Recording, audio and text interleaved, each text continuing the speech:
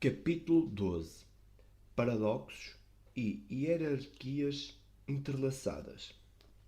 Certa vez, quando eu fazia uma palestra sobre hierarquias entrelaçadas, uma de minhas ouvintes disse que a frase lhe despertara interesse antes mesmo de saber o que significava. Observou ela que hierarquias lembravam-lhe patriarcado e autoridade, ao passo que o termo hierarquia entrelaçada possuía um tom libertador. Se a intuição do leitor se parece em alguma coisa com a dela, então deve estar pronto para explorar os paradoxos da linguagem e da lógica. Poderá a lógica ser paradoxal? O forte da lógica não é justamente o de acabar com paradoxos?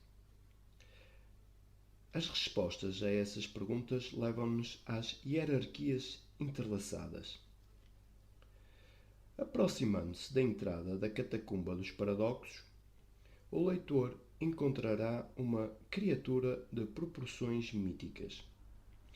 Imediatamente reconhece a esfinge. Fazendo o que as esfinges fazem, ela tem uma pergunta para o leitor. Uma pergunta que terá de responder corretamente para poder entrar.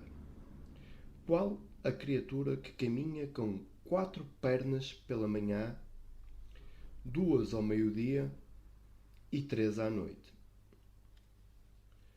Por um momento você fica confuso. Que tipo de pergunta é essa? Talvez sua viagem seja cortada em botão. Afinal de contas, você é apenas um novato nesse jogo de quebra-cabeças e paradoxos. Está pronto para o que parece ser um quebra-cabeça avançado? Para seu grande alívio, lá vem Sherlock Holmes para ajudá-lo. Sr. Watson, eu sou Édipo, diz ele, apresentando-se. A pergunta da esfinge é um enigma porque mistura dois tipos lógicos, certo? Correto, reconhece você. Foi útil ter aprendido o que eram tipos lógicos antes de iniciar essa viagem de exploração. Mas e daí? Por sorte, Édipo continua. Algumas das palavras da sentença têm significado léxico, ao passo que outras têm significados contextuais de um tipo lógico mais alto. E é essa justaposição dos dois tipos, típica das metáforas, que lhe causam temor e lhe enviam um sorriso de encorajamento. Certo? Certo.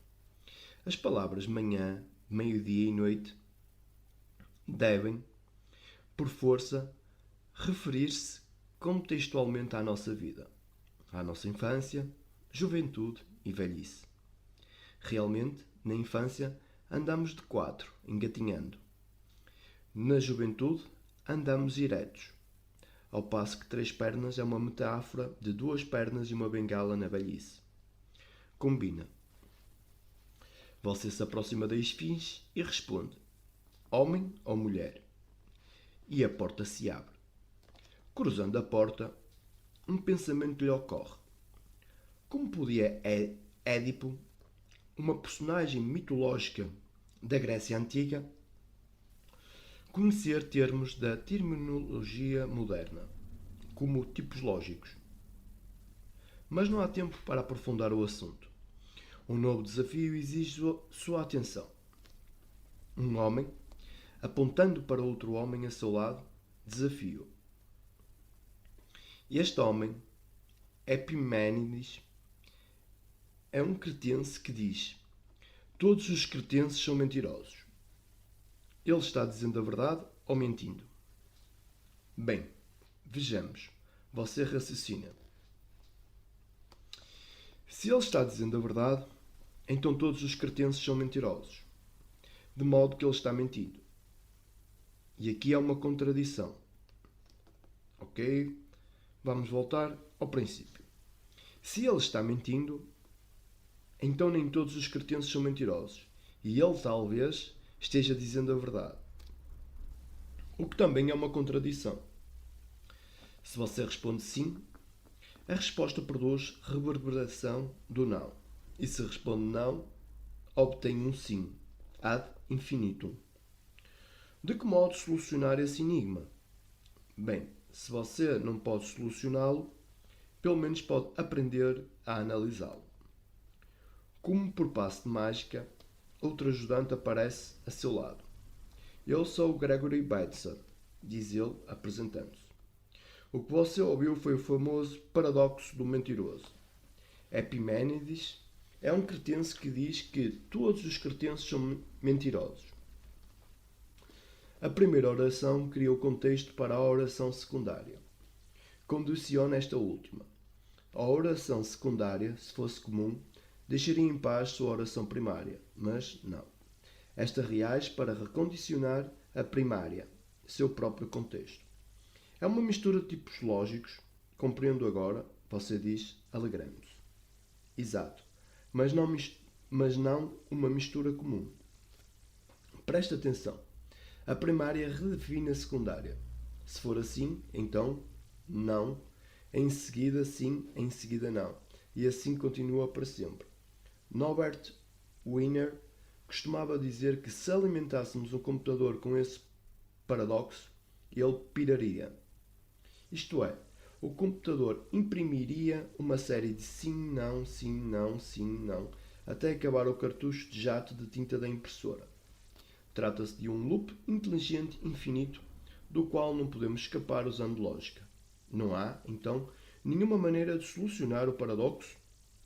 Você parece desapontado. Claro que há. Porque você não é um computador de silício, responde Batson. Vou-lhe dar uma dica. Suponha que um vendedor chega à sua porta com a seguinte cantilena de vendas. Estou oferecendo um belíssimo leque por apenas 50 paus.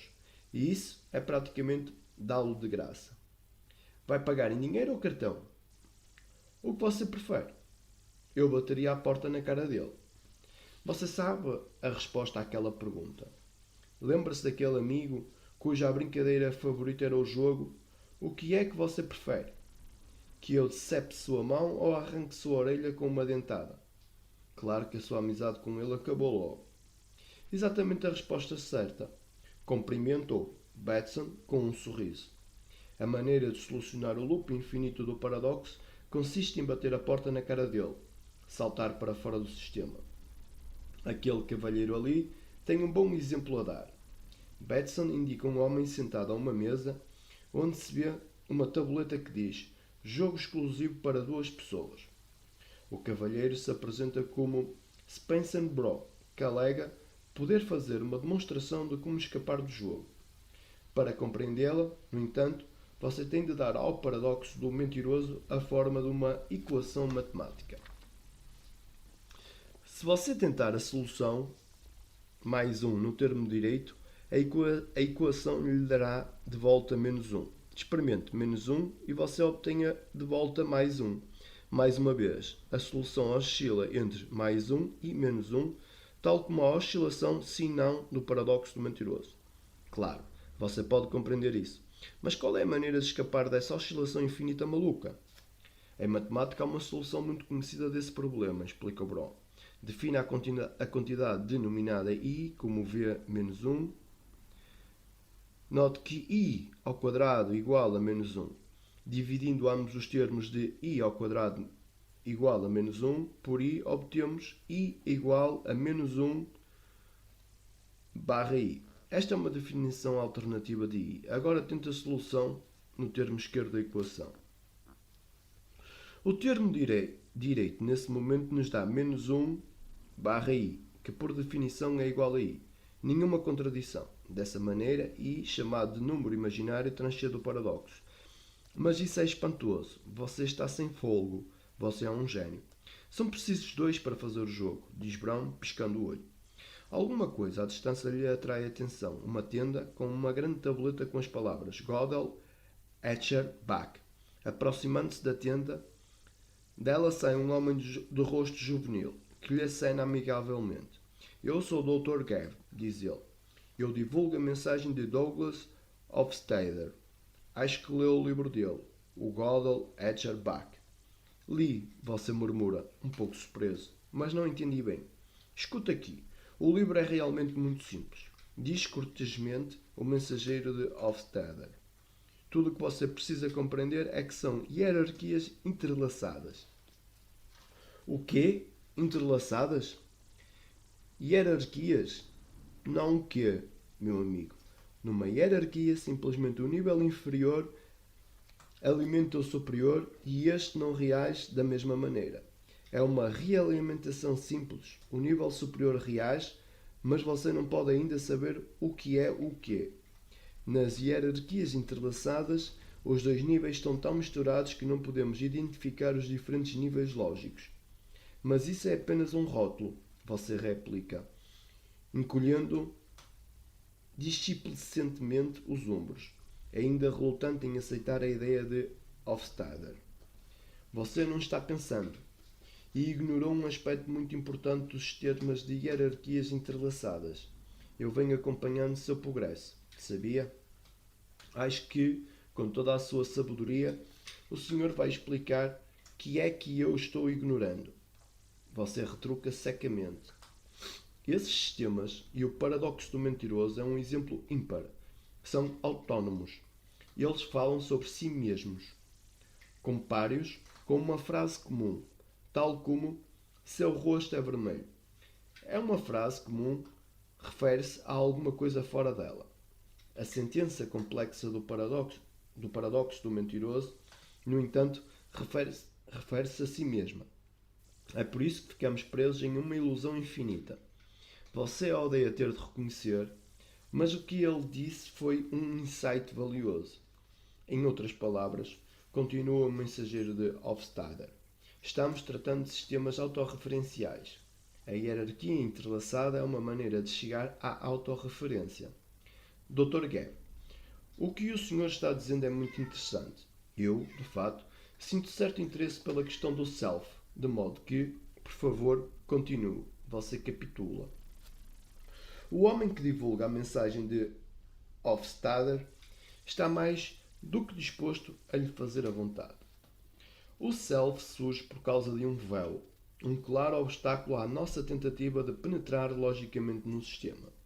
E é a descontinuidade. No paradoxo do mentiroso, trata-se de uma oscilação infinita que nos impede de ver através do véu. Não sei se estou entendendo bem.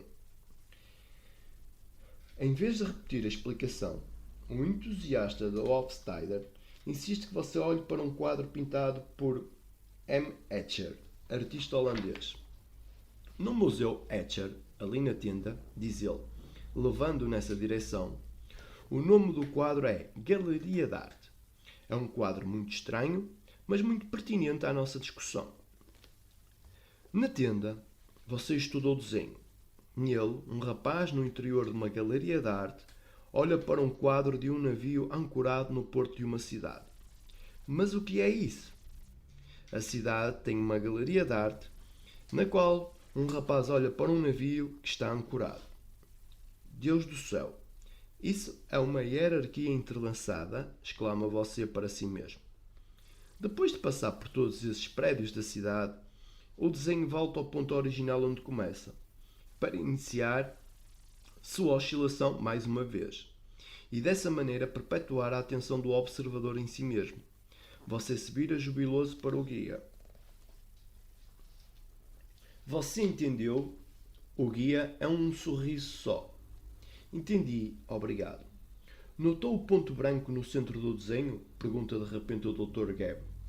Você ouviu, mas não lhe deu muita atenção. O ponto branco, onde está a assinatura de Escher, mostra com clareza que ele compreendia as hierarquias entrelaçadas. Note que Escher não poderia ter dobrado a tela sobre si mesma, por assim dizer, sem violar as regras convencionais do desenho, de modo que teria de haver uma descontinuidade. O ponto branco é o lembrete ao observador da descontinuidade inerente a todas as hierarquias entrelaçadas. Da continuidade nasceu o véu, a referência ao self, você exclama. Exatamente, confirma satisfeito o Dr. Gabb. Mas há mais uma coisa. Outro aspecto que você verá melhor considerando a sentença autorreferencial de um único passo. Eu sou um mentiroso. Esta sentença diz que ela mesma é uma mentira. Esse é o mesmo sistema do paradoxo do mentiroso, que você conheceu antes, com a diferença de que foi eliminada a forma de oração dentro de uma oração. Entendeu? Entendi. Nessa forma, porém, uma outra coisa se torna clara. A autorreferência da sentença.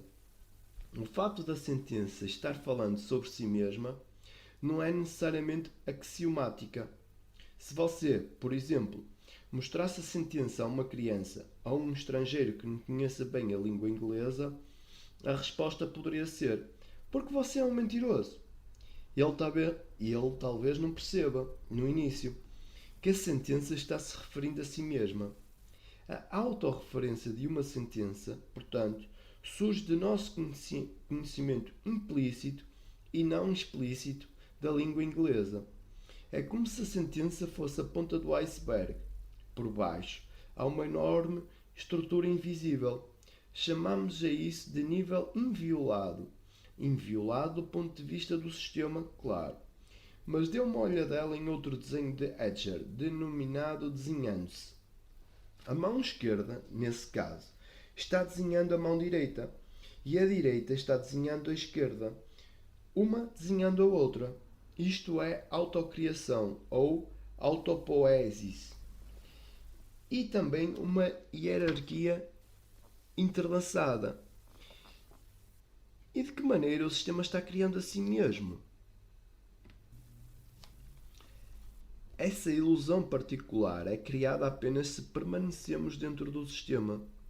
De fora dele, de onde o vemos, podemos ver que o artista Escher desenhou ambas as mãos a partir do nível inviolado. Agitado, você diz ao Dr. Gabb o que vê no quadro de Escher.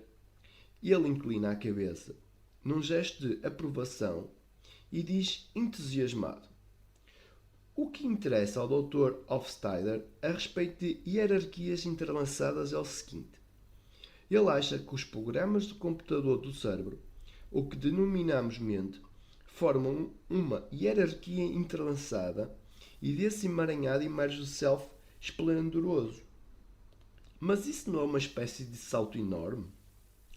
Você desconfia de saltos enormes. Sempre desconfiou. Temos de ter cautela quando cientistas de olhos esbugalhados começam a fazer alegações. Bem, ele vem pensando muito nesse problema. Sabia? Diz então o sonhador e correligionário de Hofstadter. E tenho certeza de que vai provar isso algum dia, construindo um computador de silício com um self consciente. Embora impressionado com o sonho de Hofstadter, nossa sociedade precisa de indivíduos sonhadores. Você sente necessidade de defender a lógica. Tenho de confessar que ainda estou um pouco cabreiro no tocante a hierarquias entrelaçadas, você diz. Quando estudei tipos lógicos, disseram-me que eles haviam sido inventados para manter a pura lógica. Mas o senhor, isto é, o Dr. Hofstadter, está misturando-os não só imaginosamente na linguagem, mas também em sistemas naturais reais.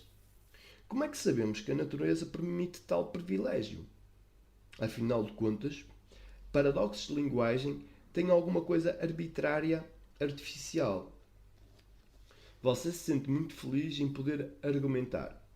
Se não com Hofstadter, pelo menos com o divulgador das ideias dele, com o que lhe parece uma lógica irrefutável. O divulgador, porém, está pronto para você. Mas quem é que diz que não podemos manter pura a lógica? Retruca ele. Ou será que não ouviu falar no Teorema de Gödel? Eu pensava que você havia lido o livro do Dr. Hofstadter. Eu lhe disse que não entendi, e foi o Teorema de Gödel que me deixou interdicto. Na realidade, O teorema é muito simples. A tipologia lógica foi inventada por dois matemáticos, Bertrand Russell e Alfred Whitehead, para manter a lógica pura, como diz o senhor. Outro matemático, Kurt Gödel, no entanto, provou que qualquer tentativa de produzir um sistema matemático isento de paradoxos está fadada ao insucesso, se esse sistema for razoavelmente complexo. E provou isso demonstrando que qualquer sistema de grande riqueza está condenado a ser incompleto. Podemos sempre encontrar nele uma afirmação que o sistema não consegue provar. Na verdade, o sistema pode ser completo, mas inconsistente, ou consistente, mas incompleto, mas jamais ser simultaneamente consistente e completo. E Gödel provou o seu teorema usando a chamada lógica impura das hierarquias entrelaçadas. E assim voaram pela janela ideias em penca, incluindo a possibilidade de um sistema matemático completo e coerente, como a teoria de tipos lógicos de Russell e Whitehead. Alguma pergunta? Você não ousa perguntar mais. Em seu caso, matemática é um ninho de vespas. Quanto mais tempo demora perto dele, maior o risco de ser picado. Calorosamente, você agradece ao cavalheiro e procura a saída mais próxima. Mas, claro, eu o detenho antes que você chegue à porta e você se surpreenda ao me ver. O que é que você está fazendo aqui? Pergunta. Este livro é meu. Posso me intrometer quando quiser. Respondo, provocando. Diga-me uma coisa. Você engoliu aquela conversa de Hofstadter de construir um computador de silício autoconsciente? Não inteiramente, mas me pareceu uma ideia interessante. Você responde. Eu sei. A ideia de hierarquia entrelaçada é fascinante. Mas alguém explicou como Hofstadter vai gerar descontinuidade nos programas de uma máquina de silício clássica que, por sua própria natureza, são contínuos? Não é tanto que os programas se alimentem reciprocamente e se metam em um emaranhado tal que, para todos os fins práticos, não podemos seguir sua cadeia causal. Não é nada disso, absolutamente. Tem de haver realmente uma descontinuidade, um salto autêntico para fora do sistema, um nível inviolado. Em outras palavras, a questão é como pode o nosso cérebro, considerado como um sistema clássico, ter um nível inviolado. Na filosofia do realismo materialista, sobre a qual se baseiam os sistemas clássicos, só há um nível de realidade, um nível material. Se assim é, onde está o espaço necessário para um nível inviolado? Não me pergunte, você implora. O que é que você sugere? Vou-lhe contar uma história. O mestre Sufi Mullah Nasruddin foi encontrado certo dia ajoelhado, pondo o iogurte na água de um tanque. Uma pessoa que andava por ali perguntou: O que é que você está fazendo, Nasruddin? Estou tentando fazer iogurte, respondeu o Mullah. Mas você não pode fazer iogurte dessa maneira. Vamos supor que isso aconteça, retrucou o otimista Mullah. Você solta uma risada e diz: História engraçadinha, mas histórias nada provam. Ouviu falar no gato de Schrödinger? Reagiu em resposta. Ouvi, você responde, alegrando-se um pouco. De acordo com a mecânica quântica, o gato está meio morto e meio vivo, após terminar uma hora. Agora, suponhamos que uma máquina seja colocada para observar se o gato está vivo ou morto. Eu sei de tudo isso. Você não consegue resistir de dizer: a máquina capta a dicotomia do gato. Ela não pode alinhar seu ponteiro para uma leitura definitiva, morto ou vivo, até que um observador consciente a substitui. Ótimo. Mas suponhamos agora que conseguimos enviar uma hierarquia inteira de máquinas inanimadas para observar a leitura de cada máquina anterior. Não é lógico que todas elas desenvolverão a dicotomia quântica do estado do gato? Você inclina a cabeça em um gesto de aprovação. A coisa parece suficientemente lógica. De modo que, tendo a função de onda do gato em uma superposição quântica, abrimos, com efeito, a possibilidade de que todos os objetos materiais no universo sejam suscetíveis de contrair a contagiosa superposição quântica. A superposição quântica assumiu um caráter de universalidade, mas há um preço a pagar. Entendeu? Não entendi. O sistema não é fechado? Hã? Essa abertura ou incompleteza é uma necessidade lógica. Se participamos do jogo de Schrödinger, atribuindo uma descrição quântica aos macrosistemas, bem, o que eu vou dizer agora é um verdadeiro nó godeliano. Aonde você está querendo chegar? Você pergunta. Para desatar um nó, temos de ser capazes de saltar realmente para fora do sistema.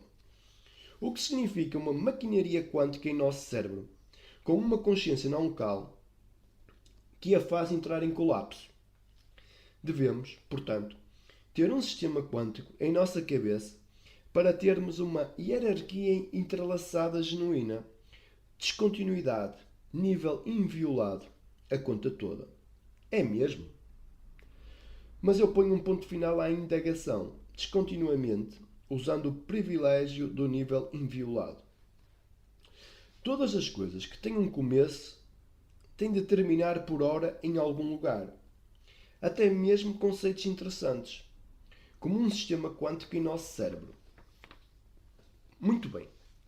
De modo que você sabe agora o que é uma hierarquia entrelaçada, está convencido de que ela só funciona no caso de um sistema quântico dentro de um contexto idealista global e sente a intuição de que talvez esta seja a explicação de nossa própria autorreferência ao self. Vamos tentar ver o que conseguimos. O gato de Schrödinger revisitado. Para compreendermos uma hierarquia entrelaçada e a referência ao self surgem no cérebro-mente, voltemos, mais uma vez, ao gato de Schrödinger. De acordo com a mecânica quântica, o estado do gato, após uma hora, é de meio morto, meio vivo. Agora, vamos instalar uma máquina para verificar se ele está vivo ou morto. A máquina capta a dicotomia contagiosa do gato.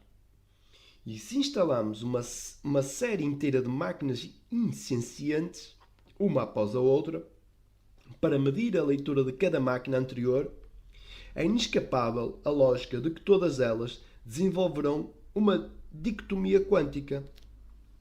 Essa história é um pouco parecida com a do Ilhéu e o missionário. O missionário explicava que a Terra é sustentada no firmamento pela gravidade, e assim por diante. O Ilhéu, no entanto, rejeita a explicação dizendo: eu sei quem realmente sustenta a Terra. É uma tartaruga. O missionário sorri benignamente. Neste caso, meu bom homem, quem é que sustenta a tartaruga? O Ilhéu permanece impávido. O senhor não me engana com essa, avisa. É a tartaruga de cima a baixo. O importante da cadeia de von Neumann, claro, é a dicotomia dos mecanismos de observação que observam o gato de Schrödinger. É de cima a baixo. O sistema em causa é infinitamente regressivo. Não produz o colapso de si mesmo. Procuramos em vão o colapso em cadeia de von Neumann, da mesma forma que caçamos o valor, verdade, no paradoxo do mentiroso. Em ambos os casos, terminamos em infinidades. Temos o que é necessário para formar uma hierarquia entrelaçada. Para cortar o nó, temos de saltar para fora do sistema e passar para o nível inviolado. De acordo com a interpretação idealista da mecânica quântica, a consciência não local atua como um nível inviolado, uma vez que produz o colapso do cérebro-mente a partir do espaço-tempo, acabando, dessa maneira, com a cadeia de von Neumann. Dessa perspectiva, não existe um nó godeliano. As coisas são diferentes, no entanto, da perspectiva do cérebro-mente. Mas, para exemplificar, Vamos construir um modelo grosseiro da reação do cérebro-mente a um estímulo. O estímulo é processado pelo mecanismo sensorial e apresentado ao sistema dual. O estado do sistema quântico expande-se com uma superposição coerente e todos os mecanismos clássicos de medição que estão acoplados ao mesmo tornam-se superposições coerentes. Não há programa mental, contudo, que escolha entre as diferentes facetas da superposição coerente, nem programa do cérebro-mente que possamos identificar como uma unidade processadora central. O sujeito não é um homúnculo atuando no mesmo nível que os programas do cérebro-mente. Em vez disso, há uma descontinuidade, um rompimento de conexões causais dentro do espaço-tempo no processo de seleção de possíveis escolhas no conjunto de probabilidades fornecido pelo sistema quântico. A escolha é um ato descontínuo num domínio transcendente, um ato de nossa consciência não local. E este é o ponto branco, como no desenho da Galeria de Arte de Escher, em nossa descrição de uma hierarquia entrelaçada no cérebro-mente. O resultado é a referência ao self. A consciência produz o colapso do estado quântico total do sistema dual, o que resulta na separação básica entre sujeito e objeto. Por causa da hierarquia entrelaçada, contudo, a consciência identifica-se com o eu da autorreferência e vivencia a percepção primária, eu existo. É preciso compreender que o self da nossa autorreferência é uma consequência de uma hierarquia entrelaçada, embora a nossa consciência seja a consciência do ser que está além da divisão sujeito-objeto. Não há universo, outra fonte de consciência. O self da autorreferência e a consciência da consciência original constituem, juntos, o que chamamos de autoconsciência.